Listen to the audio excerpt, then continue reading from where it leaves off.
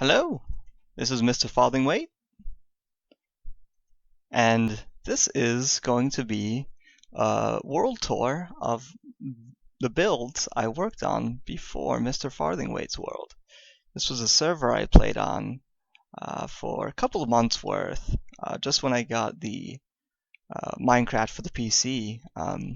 Before then, I actually played on the console, and so this was like the first time I really went in and played Minecraft, really the most I ever did, and this is really when I started to really love it. So this is just a showcasing of my builds. I won't go into depth of my friends' builds, the guys who I played with, because that just might be for another video. Because there's lots of structures on this seed. But we'll just dive right into it. And this entranceway is just into this little lovely courtyard. Got a nice fountain, some gardens, into the horse stable. And this is what I called the treehouse. And in the treehouse is actually my first structure that I built to survive in. This actual square right in here is my first resting spot. And there was my first mine shaft. And yeah, I mean, it had everything you needed. So for that, I liked it. And eventually, slowly, I just surrounded myself by more layers and layers of changing and different things. It took me a while to settle on this particular design and layout, with the carrots and the trees that I planted, and I really like the effect that it's got up here. It's got a really nice view, and there's a little kind of parkour section here. You can platform away and oop.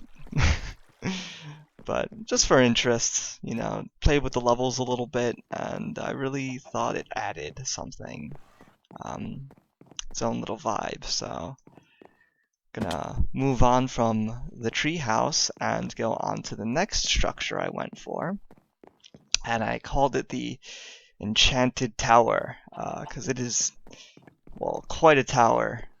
I was really proud of this. It took a good amount of wood, and this is all in survival, by the way, so the fact that this thing stretches so far up was one of the biggest structures I ever made to date. And I always wanted this to be an elevator. I never got around to it. I wanted to build a design that Mumbo Jumbo. I did the slime block elevator, but I just never got around to it. And this is the home that I resided in for quite some time. This is where most of my storage is, and all my goodies. Have everything lined up, and it's not an incredible amount, but it definitely worked. Since this is the Enchanted Tower, there's of course an enchanted table. So, oh, we got a big man here. Cool. What's up?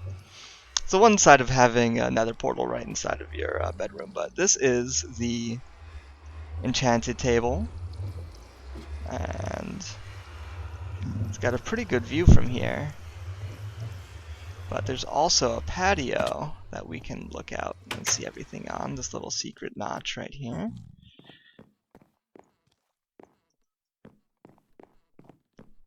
There's the labyrinth. Got a nice view of the treehouse there, and so yeah, I was really happy with this tower. Played with a lot of levels at the top here before it connects to the gem at the top, and the nether portal is what came next after playing for a bit. After more people joined the server, we all decided that we wanted to go to a different spot, and so this is where this nether hub leads to, is to the other area, the new lands, and I just love how that looks, the shapes that are made on the maps here. But this is the portal, the hub. This is below the ceiling, and it works pretty well. Originally I wanted to have a portal system that would be above the bedrock and do some ender portal tree growing tricks. I know there's ways that you can still do it with a minecart, but I don't know, I feel like this is just as efficient. You can tunnel straight through, and all of this could of course be mined out for decoration. And but yeah, so eventually this is the whole island that we started on, and looks great. But eventually we went to what we refer to as the new lands, and I'll start us off at Farthingwaite. And this is actually the third or fourth build I did. It's the most recent I did, rather, on this side, and it's quite an ominous structure, but it works to link us to the Nether. And there's one correct side to this. It's not that side. Here we are. So these are the new lands, and I call this the Soul Shroom, given that it's made pretty much out of soul sand. Oh, it's got quite an effect here at night. The lighting gets more and more ambient and intense. Well, that's cool. We'll look at it at night and watch it glow. That does really have a neat, just presence to it. I really like it. Same with this. This is the enchanted mushroom. Because there was the Enchanted Tower in the old lands, that was too far to go to get my enchantments on, so I made this as a sort of all-purpose brewing stand. Got the netherwort garden around it, and here's actually the enchantment table and a good ender chest, and yeah, it's got just this really great feel to it. And we've got another bridge here. It's really interesting to see how everything lights up here. Looks much better than I anticipated. Oh no, my beacons! Where have my beacons gone? There are supposed to be beacons here. Beacons! And for some reason the beacon stopped working, but we're going to continue onward. This is the beacon house. Normally there are two beacons shooting up, and they seem to be coming up at some points, but I have them through some glass, so maybe it's the colored glass that's messing them up. I don't really know. These are incredibly bright, and this is the slime block launcher I made. And originally the idea with the base of the beacon house here is that me and my buddies were going to build straight up and then make an island, a sky island in the sky basically, and make a whole town up there. And we never got around to it. Eventually activity dropped off and we didn't play really anymore. It's a abandoned server at this point, but this is where I laid my head on this server. This is also my most recent, my first mushroom design, and it houses the map here, which this is where we are.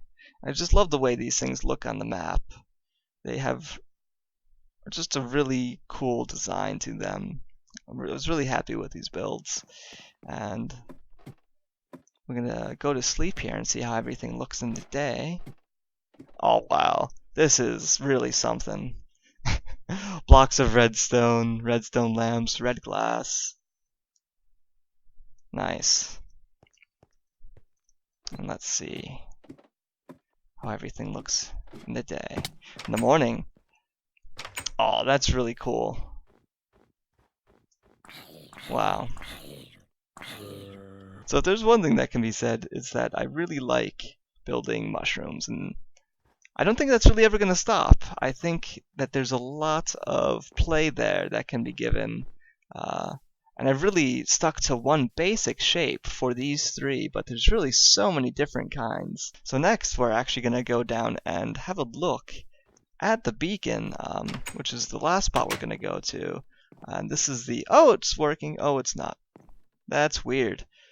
Only when I'm looking at the chest? I don't know. We're going to go down and find out. But this is the rail system. It took quite a while to get this amount of rail.